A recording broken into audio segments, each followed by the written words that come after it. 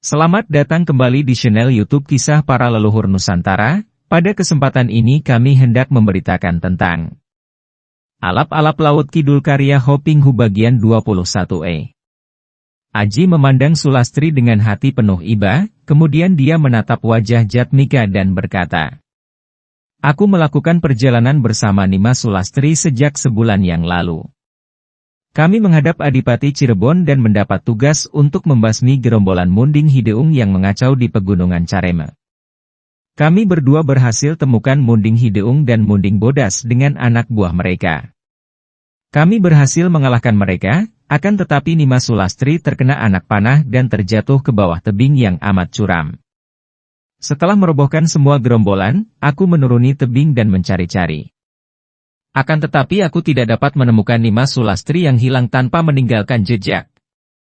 Sudah kucari dengan bantuan anak buah Munding Hideung selama 2 hari, namun sia-sia." Nimas Sulastri lenyap. Sulastri mengangkat mukanya memandang Aji dengan alis berkerut. Melihat ini, Aji bertanya penuh harapan. "Nimas, apakah ceritaku tadi mendatangkan kembali ingatanmu?" Akan tetapi Sulastri menggeleng kepala dan mengerutkan alisnya. "Aku tidak ingat apa-apa, tidak ingat sama sekali," katanya sedih. "Dimas Aji, lanjutkan ceritamu. Bagaimana engkau dapat membantu kami?" tanya Jatmika. Sekarang jelas bahwa tentu Nimas Sulastri kehilangan ingatan ketika terjatuh ke bawah tebing itu. Entah bagaimana ia selamat, mungkin Ki Kolos Renggi itu yang menyelamatkannya. Ia selamat akan tetapi kehilangan ingatan, mungkin kepalanya terbentur keras. Nah, lanjutkan ceritamu, Dimas." Dalam keadaan putus asa dan membawa pedang pusaka Nogo Wilis milik Nimas Sulastri, aku pergi menemui Paman Subali dan istrinya, yaitu ayah ibu Nimas Sulastri dan menceritakan tentang hilangnya Nimas Sulastri. Tentu saja mereka merasa gelisah dan berduka sekali. Aku menyerahkan pedang Nogo Wilis kepada Paman Subali. Jatmika memandang gadis itu. "Nimas Sulastri, apakah pedang Nogo Wilis dan ayah ibumu itu belum juga dapat mengembalikan ingatanmu?" Sulastri menggeleng kepalanya. "Jangan sebut aku dengan nama itu, Kakang Mas. Aku merasa lebih akrab dengan sebutan Listiani atau Eulis. Nama Sulastri itu terasa asing bagiku. Aku tidak ingat apa yang terjadi sebelumnya. Yang teringat olehku hanya semenjak kita saling bertemu sampai sekarang." Jatmika menoleh kepada Aji. "Ceritamu tadi masih belum dapat mengembalikan ingatannya, Dimas Aji. Lanjutkanlah ceritamu tentang pertemuanmu dengan ayah dan kakekku, juga tentang bantuanmu kepada kami tadi." Aji sengaja melewati kisah pertemuannya dengan Ki Tejo Langit dan Ki Sudrajat, dan dia langsung menceritakan bantuannya kepada Jatmika. "Secara kebetulan saja aku melihat rombongan Tumenggung Jaluisa dan aku merasa curiga lalu aku membayangi mereka. Setelah mereka tiba di pondok Aki Mahesa Sura aku melihat Nimas Sulastri dan engkau yang belum ku kenal, Kakang Jatmika. Aku mendengarkan perundingan mereka dan cepat-cepat aku pergi menemui Adipati Sumedang. Ku ceritakan semuanya dan kami membuat rencana siasat untuk menghadapi serbuan yang diatur Tumenggung Jaluisa dan Aki Mahesa Sura. Ketika aku yang menggantikan sang adipati dan berada dalam kereta melihat kalian berdua membalik dan melawan para pemberontak, aku merasa girang sekali. Setelah aku mendengar namamu disebut, maka tahulah aku siapa engkau, Kakang Jatmika, aku sudah mendengar tentang engkau dari..." Tiba-tiba Aji teringat bahwa ia tidak ingin bercerita tentang Ki Sudrajat dan Ki Tejo Langit, maka dia terdiam seketika. "Ya, engkau tentu mendengar tentang aku dari ayah dan kakek. Bagaimana engkau dapat bertemu dengan mereka, Dimas?" tanya Jatmika. Berdebar rasa jantung dalam dada Aji. Beberapa kali dia menelan ludah. Akhirnya dia dapat menguasai ketegangan hatinya dan berkata dengan hati-hati. "Mulanya begini, Kakang Mas. Aku sedang mencari orang yang bernama Raden Banuseta yang 6 tahun 7 tahun yang lalu telah membunuh ayah kandungku di Dusun Gampingan. Ketika aku berkunjung kepada Paman Subali menceritakan tentang lenyapnya Nimas Sulastri, Aku mendapat keterangan darinya bahwa Raden Banuseta adalah ketua perkumpulan Dadali Sakti di Dermayu dan terkenal jahat. Aku lalu mengunjungi perguruan itu. Akan tetapi Banuseta sedang tidak berada di rumah. Di sana aku melihat wakilnya dan para anak buahnya hendak memaksa seorang wanita menjadi istri Banuseta. Aku menentang dan menghajar mereka, membebaskan wanita itu dan suaminya. Aku merobohkan wakil ketuanya dan ketika aku hendak pergi, wakil ketua itu bertanya di mana alamatku karena Banuseta pasti akan mencariku untuk membalas dendam. Karena aku hendak berkunjung ke pondok Eyang Tejo Langit di pesisir, maka aku sebutkan alamat itu, lalu aku pergi menuju ke pantai laut. Dan engkau bertemu dengan ayah dan kakekku? Tanya Jatmika. Aji menghela napas panjang, matanya menatap wajah Jatmika penuh iba. Kakang Mas Jatmika, sebelumnya ampunilah aku kalau terpaksa aku menyampaikan hal yang membuat engkau tidak bahagia. Ada apakah, Adimas? Katakan saja terus terang, aku siap menghadapi hal yang bagaimanapun juga. Aku memang sudah menghadap Paman Sudrajat dan Eyang Tejo Langit. Mereka berduka sekali mendengar bahwa Eyang Guru Tejo Budi telah meninggal dunia. Juga mereka prihatin mendengar laporanku tentang lenyapnya Nimas Sulastri. Kembali dia berhenti. Tentu saja ayah dan kakekku bersedih dan prihatin mendengar berita yang tidak menyenangkan itu, Dimas. Dan selanjutnya, aku ditahan malam itu oleh Paman Sudrajat dan Eyang Tejo Langit. Kami bercakap-cakap dan aku menceritakan semua yang terjadi dengan mendiang Eyang Guru Tejo Budi dan dengan Nimas Sulastri. Akan tetapi tiba-tiba Banuseta dan anak buahnya datang menyerang. Dia berteriak menantangku. Aku mohon Paman Sudrajat dan Eyang Tejo Langit tidak mencampuri karena permusuhan dengan Banuseta adalah urusan pribadiku.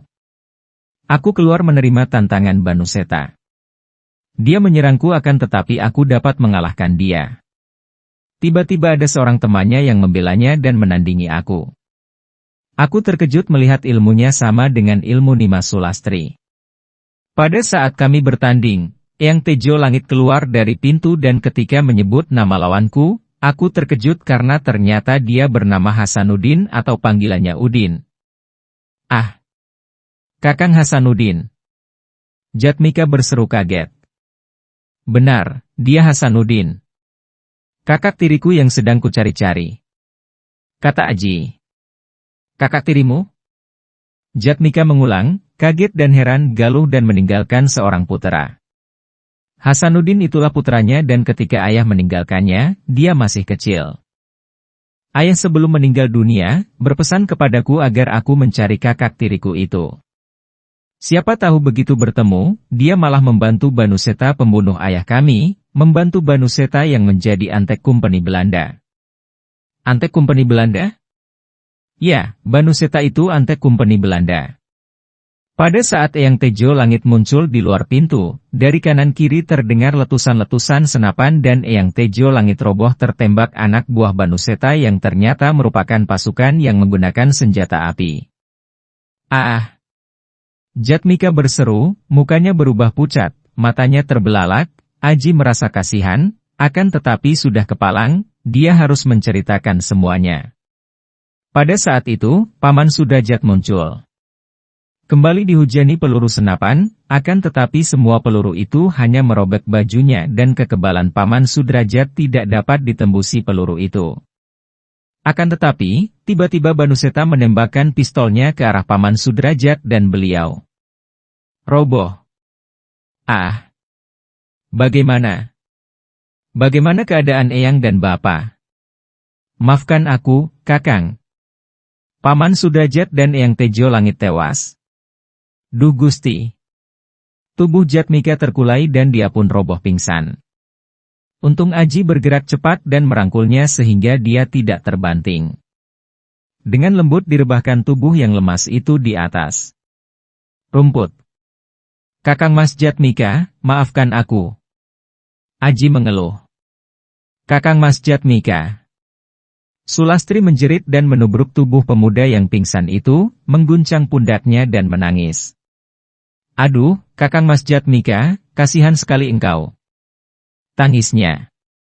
Aji melihat betapa gadis itu menangis dengan sedihnya, air matanya bercucuran dan mengalir di sepanjang kedua pipinya. Melihat gadis itu memeluki Jatmika sambil menangis, diam-diam ada rasa pedih dan perih di hati Aji. Betapa gadis ini amat menyayang Jatmika dan agaknya sama sekali tidak ingat lagi kepadanya. Ada rasa cemburu mengusik hatinya, akan tetapi dilawannya perasaan yang dia tahu tidak benar ini. Harus diakuinya bahwa ada rasa sayang besar sekali dalam hatinya terhadap Dara ini. Mengapa dia harus cemburu?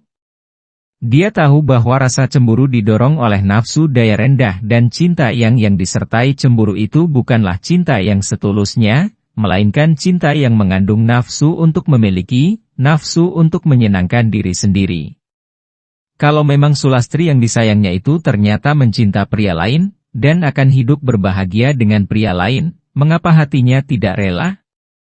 Kalau dia benar-benar menyayang Sulastri, tentu dia mementingkan kebahagiaan gadis itu dan hatinya akan turut berbahagia kalau gadis yang disayanginya itu berbahagia. Minggirlah, Nimas. Biar aku yang menyadarkannya. Katanya lirih dan Sulastri minggir, memberi keleluasaan kepada Aji untuk menolong pemuda yang pingsan itu. Para pecinta dan para subscriber YouTube Kisah Para Leluhur Nusantara. Alap-alap Laut Kidul karya Hoping Hu bagian 21F. Aji maklum bahwa hati Jatmika tertekan penuh ketegangan. Maka, sebelum menyadarkannya, lebih dulu Aji menggunakan jari-jari tangannya untuk memijit, menekan dan mengurut tengkuk dan kedua pundak Jatmika, kemudian 3 kali dia mengurut pelipis di atas kedua telinga. Setelah itu barulah dia memijit tangan pemuda itu, tepat di tengah-tengah antara ibu jari dan telunjuk, membetotnya dan Jatmika segera mengeluh dan siuman. Begitu membuka matanya, Jatmika teringat akan apa yang didengarnya dari Aji. Serentak dia bangkit duduk, matanya melotot memandang ke kanan kiri, mencari-cari. Jahanam keparat kalian Banu Seta dan Hasanuddin. Akan kubunuh kalian. Dia bangkit berdiri. Aji segera merangkulnya. Kakang Mas Jatmika, ingatlah, Kakang. Sebutlah nama Gusti Allah dan bersabarlah. Pandang mata Jatmika melaang ke arah muka Aji, muka yang terhias senyum penuh kesabaran, sinar mata yang begitu lembut penuh pengertian dan juga mengandung wibawa yang amat meyakinkan. Seketika Jatmika teringat dan dia pun menangis. Duh Gusti. Ampunilah hamba. Aduh Bapa dan Eyang. Semoga Paduka mendapat pengampunan dan dianugerahi kedamaian dan ketenteraman oleh Gusti Allah. Pemuda itu menutupi mukanya dengan kedua tangannya dan menangis. Kakang Mas Jatmika. Kuatkan hatimu, Kakang Mas. Sulastri mendekat dan merangkul, Jatmika balas merangkul pundak gadis itu. Jatmika mengusap air matanya dan menghentikan tangisnya, teringat bahwa sungguh tidak pantas seorang satria meruntuhkan air mata. Terima kasih, Nimas Sulastri. Eulis saja, Kakang Mas. Aku lebih senang kau sebut Eulis, nama pemberianmu. Ah, Nimas Eulis, sekali lagi terima kasih. Engkau begini baik kepadaku. Engkau yang begini baik sekali kepadaku, Kakang Mas. Aku berjanji akan membantumu mencari musuh-musuh besar yang telah membunuh ayah dan kakekmu. Sudah semestinya, Nimas, karena kakekku itu juga eyang gurumu sehingga sebenarnya kita masih saudara seperguruan. Sayang aku tidak ingat lagi siapa eyang guruku itu. Alap-alap Laut Kidul karya Hoping Hu di http://ceritasilad-novel.blogspot.com by Saiful Bahri Situbondo. Kata Sulastri dengan wajah sedih. Dimas Aji, aku berterima kasih sekali kepadamu karena selain engkau telah menolong kami, engkau juga menerangkan juga tentang keadaan diri Nimas Eulis yang sebenarnya, juga aku menjadi tahu akan tewasnya Bapak dan Eyang. Lanjutkan ceritamu tadi, Dimas Aji.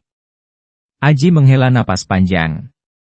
Betapapun pedih hatinya melihat Sulastri lupa kepadanya dan kini gadis itu jelas berhubungan akrab dengan Jatmika, namun di dasar hatinya dia merasa berbahagia melihat kenyataan bahwa gadis itu masih hidup. Setelah Paman Sudajat dan Eyang Tejo Langit tertembak, Hasanuddin melarikan diri. Tanpa bantuannya, agaknya Banu Seta merasa jerih dan dia pun melarikan diri bersama anak buahnya. Aku lalu merawat dan masih sempat mendengar pesan terakhir Paman Sudrajat yang minta agar kalau aku bertemu dengan putranya yang bernama Jatmika agar aku suka membantunya. Kemudian Paman Sudrajat tewas dan aku mengubur kedua jenazah itu di belakang pondok. Demikianlah, Kakang Mas Jatmika. Ah, sekali lagi terima kasih, Adimas Aji. Engkau sungguh baik sekali dan aku merasa girang bahwa engkau adalah murid Eyang Tejo Budi karena dengan demikian berarti antara kita masih ada tali persaudaraan seperguruan. Kita bertiga, Nimas Eulis, engkau dan aku masih saudara seperguruan atau sealiran. Tiba-tiba Sulastri memandang kepada Aji dan berkata, biarpun aku tidak ingat lagi tentang perguruanku, namun aku juga girang bahwa aku masih saudara seperguruan dengan Kakang Mas Jatmika dan engkau, Kakang Mas Aji. Engkau adalah seorang yang gagah dan baik. Aji merasa terharu sekali. Biarpun sudah kehilangan ingatannya dan lupa masa lalunya, Sulastri ternyata masih bersikap baik dan ramah. Aku pun merasa girang, Nimas Sulastri. Engkau lupa lagi, Kakang Mas. Namaku Listiani, sebut saja Eulis. Aji terpaksa mengulang, untuk menyenangkan hati gadis itu. Aku akan berusaha agar aku tidak lupa lagi, Nimas Eulis. Bagaimanapun, nama baru Eulis yang sederhana itu cukup cocok dan pantas karena Eulis berarti cantik. Dan Sulastri tidak berubah biarpun ingatannya hilang. Kecantikan tidak pernah hilang. Bahkan dalam pandangan Aji gadis itu tampak semakin cantik. Adimas Aji, apa yang harus kulakukan sekarang? Aku ingin sekali melakukan pengejaran dan pencarian terhadap si Jahanam Banu Seta dan Hasanuddin, akan tetapi bagaimana dengan Nimas Eulis? Sulastri menyambar tangan Jatmika dan berkata, aku ikut denganmu, Kakang Mas. Aku akan membantumu menghadapi dua orang jahat itu. Kakang Mas Jatmika, aku kira yang bertanggung jawab atas kematian Paman Sudrajat dan Eyang Tejo Langit hanyalah Banu Seta seorang. Hasanuddin tidak turun tangan terhadap mereka. Hasanuddin hanya membantu Banu Seta untuk melawan aku dan agaknya dia pun menyesal ketika melihat Paman Sudrajat dan Eyang Tejo Langit roboh oleh tembakan sehingga dia melarikan diri.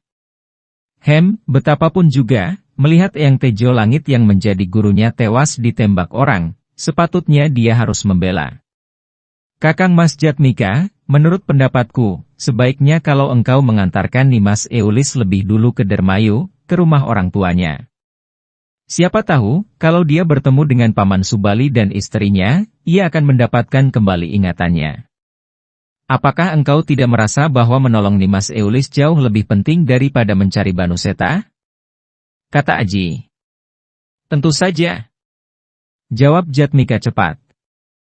Engkau benar, Dimas Aji, aku akan lebih dulu membawa Nimas Eulis ke rumah Paman Subali di Dermayu. Mari, Nimas, Nita berangkat. Akan tetapi, Kakang Mas, aku sudah lupa lagi siapa orang tuaku, siapa nama mereka dan di mana tempat tinggal mereka. Kata Sulastri. Tidak mengapa, Nimas. Ikutlah saja denganku dan kita sama lihat nanti, mudah-mudahan pertemuanmu dengan orang tuamu akan mengembalikan ingatanmu yang hilang. Jatmika menggandeng tangan gadis itu dan menoleh kepada Aji. Dimas Aji, kami berangkat. Selamat berpisah dan sampai bertemu kembali. Selamat berpisah dan selamat jalan, semoga kalian berhasil dan semoga Gusti Allah selalu melindungi dan membimbing kalian. Kata Aji kepada dua orang yang sudah mulai melangkah pergi itu. Para pecinta dan para subscriber YouTube Kisah Para Leluhur Nusantara, tentu penasaran dengan kelanjutan kisah ini bukan? Silahkan ikuti bagian selanjutnya esok hari di waktu dan jam yang sama, dengan cara klik subscribe dan juga loncengnya, agar Anda selalu mendapatkan notifikasi jika channel YouTube ini mengupload video kisah terbaru.